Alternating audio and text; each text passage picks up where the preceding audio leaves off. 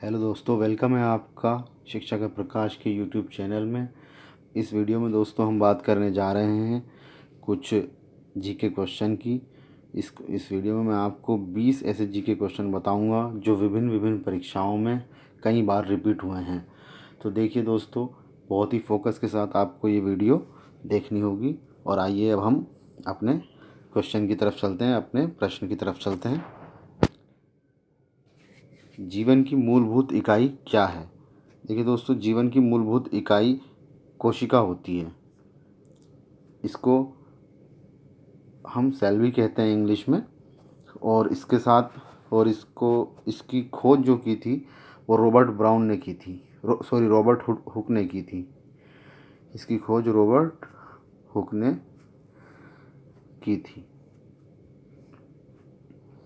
तो यहाँ से आपके पास ये दो क्वेश्चन हो जाते हैं दोस्तों कि जीवन की मूलभूत इकाई क्या है? कोशिका है, सेल है जिसे हम इंग्लिश में सेल भी कहते हैं, और इसकी खोज रॉबर्ट हुक ने की थी। तो इसके बाद दोस्तों आइए हम चलते हैं अपने नेक्स्ट क्वेश्चन की तरफ। ऑक्टोपस के खून का रंग कैसा होता है? तो देखिए दोस्तों, इसमें हम बात करेंगे ऑक्टोपस के खून का रंग कैसा होता है। ऑक्टोपस के खून का रंग होता है ब्लू, यानी नीला। ऑक्टोपस के अंदर ऑक्टोपस के अंदर जो है नीले रंग का खून होता है। इसका आंसर हो जाएगा आपका बी इसका सही आंसर हो जाएगा। ओके दोस्तों, आगे बढ़ते हैं। अम्ल नीले लिटमस को किस रंग में परिवर्तित करता है? देखिए दोस्तों, अम्ल जो होता है वो नीले लिटमस पेपर को लाल रंग में परिवर्तित करता है, यानी इसका बी आंसर सही हो जाएगा। इसके बाद दोस्तों हम बात करते हैं अपने नेक्स्ट क्वेश्चन की। निम्नलिखित में से कौन सी रासायनिक प्रतिक्रिया की प्रकृति हमेशा ऊष्माशोषी होती है? देखिए दोस्तों, इसमें हमारे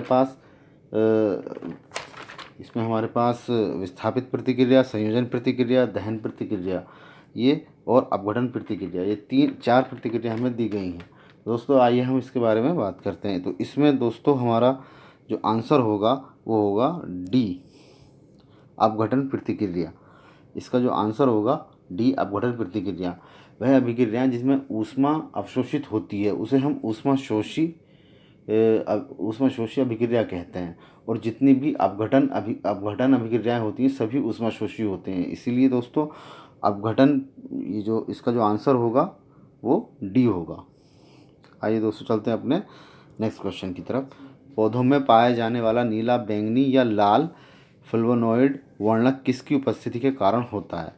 देखिए दोस्तों, इसका सही आंसर होगा, इसका पौधों में, या ठीक से क्वेश्चन इसका पढ़िए, पौधों में पाया जाने वाला नीला, बैंगनी या लाल फ्लेवोनॉइड वर्णक किसकी उपस्थिति के कारण होता है? तो इसका सही आंसर होगा दोस्तों एंथोसायनिन। आइए दोस्तों अब अपने नेक्स्ट क्वेश्चन की तरफ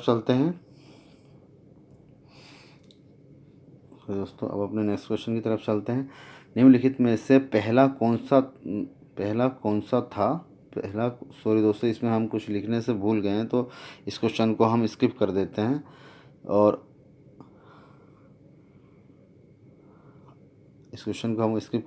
और इसको हम अपनी नेक्स्ट वीडियो में देखेंगे, क्योंकि इसमें कुछ मुझे क्वेश्चन में प्रॉब्लम लग रही है, तो इसलिए हम इसको अगली वीडियो में कवर करेंगे।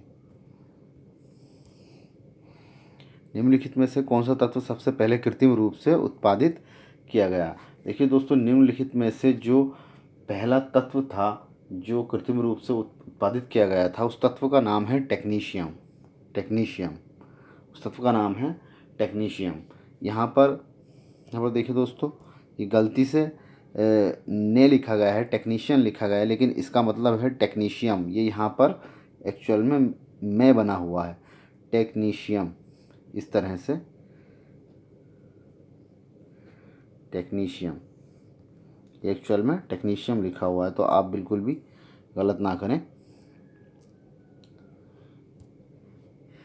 प्रकाश सीधी रेखा में चलता प्रतीत होता है क्योंकि यह छोटे कणों से बना होता है। प्रकाश का वेग बहुत अधिक होता है, प्रकाश अपने चारों ओर से परिवर्तित होता है। ऑप्शन डी है प्रकाश का तरंग दैर्घ्य प्रकाश का तरंग दैर्घ्य बहुत छोटा होता है। तो इसका आंसर हो जाएगा ऑप्शन डी। प्रकाश सीधी रेखा में चलता प्रतीत होता है क्योंकि इसका तरंग दैर्घ्य बहुत छोटा होता है। इसमें एक चीज़, अब इसमें अगला क्वेश्चन हमारे पास है, निम्नलिखित गैसों में से किसकी एक तीखी गंध होती है? अमोनिया की, नाइट्रोजन की, ऑक्सीजन की या हाइड्रोजन की? तो देखिए इसमें दोस्तों, इसमें इसका जो आपका ए जो होगा आपका सही आंसर हो जाएगा, क्योंकि अमोनिया वो गैस होती है जिसकी गंध तीक्ष्ण होती है, तीखी होती है, और इसकी वजह से इसको बहुत आसानी से पहचाना भी जा सकता है। देखिए अमोनिया का जो रासायनिक फार्मूला होता है वो NH3 होता है, और इसमें एक और फार्मूला होता है NH4। तो इन दोनों में फ़र्क होता है दोस्तों। देखिए दोस्तों मैं आपको बताता हूँ, अमोनिया का मतलब होता है NH3, ये अमोनिया का फार्मूला होता है, और इसके अलावा एक होता है NH4,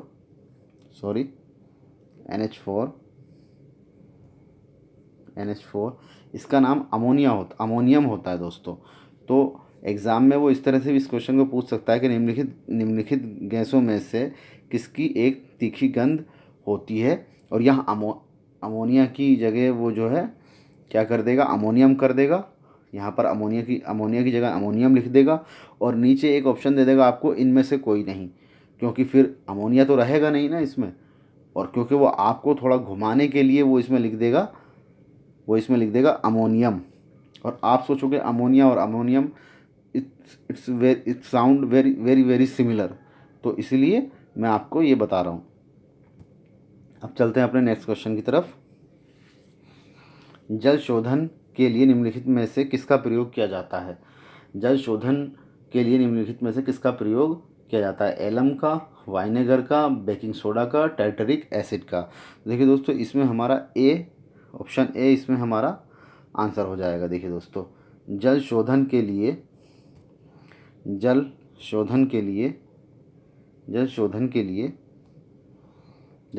लिए एलम का प्रयोग किया जाता है। एलम क्या होता है दोस्तों? एलम को हम अपनी लैंग्वेज में फिटकरी बोलते हैं, आप सब जानते ही होंगे फिटकरी किसे कहते हैं। जो सैलून वाले हमारे शेविंग करने के बाद हमारे चेहरे पर लगाते हैं उसको फिटकरी कहते हैं। इसको खून जो हमारा रक्त आ जाता है, खून आ जाता है शेविंग के बाद, उसको रोकने के लिए भी इसका प्रयोग किया जाता है, और भी कई अन्य चीज़ों में इसका प्रयोग किया जाता है। और इसका जो रासायनिक नाम है, इसका रासायनिक नाम पोटेशियम एल्यूमिनियम सल्फेट इसका रासायनिक नाम होता है दोस्तों। चलते हैं नेक्स्ट क्वेश्चन की तरफ। हमारे दांतों का इनेमल बना होता है कैल्शियम फास्फेट का, कैल्शियम सल्फेट का, कैल्शियम कार्बोनेट का, कैल्शियम ऑक्साइड का? देखिए दोस्तों इसका सही आंसर होगा कैल्शियम फास्फेट। हमारे दांतों का जो इनेमल होगा वो कैल्शियम फास्फेट से बना होगा। इसका ए ऑप्शन इसका सही हो जाएगा दोस्तों। इसमें क्या होता है दोस्तों, देखिए ये जो होता है मानव शरीर का सबसे कठोर तत्व होता है, तो इसमें यह था। अब चलते हैं अपने नेक्स्ट क्वेश्चन की तरफ। वातावरण में कार्बन डाइऑक्साइड की वृद्धि का कारण नहीं होता जीवाश्म ईंधन का ज़्यादा इस्तेमाल, वाहनों की संख्या में वृद्धि से, वनों की कटाई से, और सौर हीटरों की इस्तेमाल से? ये दोस्तों इसका जो आंसर होगा डी इसका आंसर सही हो जाएगा। सौर हीटरों के ज़्यादा इस्तेमाल से वातावरण में कार्बन डाइऑक्साइड की वृद्धि नहीं होती। बाकी जीवाश्म ईंधन से, वाहनों की संख्या में वृद्धि से, और वनों की कटाई से, इन तीनों कारणों से ही जो है कार्बन डाइऑक्साइड की जो है वृद्धि होती है, वृद्धि का कारण बनते हैं ये। चलिए दोस्तों नेक्स्ट क्वेश्चन की तरफ चलते हैं। समुद्र में फैले तेल को हटाने के लिए जेपर तकनीक किसके द्वारा विकसित की गई? IIT, CSE, इसरो या टेरी? देखिए दोस्तों इसका सही आंसर होगा D, answer number D, option number D इसका सही ऑप्शन होगा, आंसर होगा। और इसमें नोट करने के लिए एक चीज़ है, देखिए टेरी जो हम पढ़ रहे हैं ये क्या है? देखिए टेरी का इसका जो फुल फॉर्म है the energy and resource institute. तो ये इसका फुल फॉर्म है और इसे ऊर्जा एवं संसाधन संस्थान भी जो है इसे कहा जाता है। इसमें नोट करने के लिए ये था दोस्तों। चलिए अपने नेक्स्ट क्वेश्चन की तरफ। वाहनों में अपनी व्यापक क्षेत्र के लिए वाहनों में अपनी व्यापक क्षेत्र के लिए कौन सा दर्पण पीछे देखने के रूप में प्रयोग किया जाता है? इसमें जो आएगा, इसका जो आंसर होगा वो होगा कॉन्वेक्स मिरर। इसमें हमारा ऑप्शन ए इसमें सही होगा, कॉन्वेक्स मिरर। इसे हम हिंदी में उत्तल दर्पण भी कहते हैं, उत्तल दर्पण भी कहते हैं। ओके दोस्तों, चलिए अब अपने नेक्स्ट क्वेश्चन की तरफ चलते हैं। निम्नलिखित में से कौन सा हिस्सा मानव त्वचा का सबसे बाहरी हिस्सा होता है? देखिए दोस्तों, इसमें इसका आंसर होगा निम्नलिखित में से कौन सा हिस्सा मानव त्वचा का सबसे बाहरी हिस्सा होता है, उसे कहते हैं हम एपिडर्मिस। इसका जो आंसर होगा वो सी, इसका ऑप्शन सही होगा। इसका आंसर जो होगा सी होगा। आइए दोस्तों, अब चलते हैं हम अपने नेक्स्ट क्वेश्चन की तरफ। निम्नलिखित में से किसके द्वारा ग्रीन हाउस प्रभाव पड़ता है? कार्बन डाइऑक्साइड, नाइट्रोजन, ऑक्सीजन, इनमें से कोई नहीं। देखिए दोस्तों, इसका जो सही आंसर होगा वो होगा कार्बन डाइऑक्साइड। इसके द्वारा जो है ग्रीन हाउस प्रभाव पड़ता है।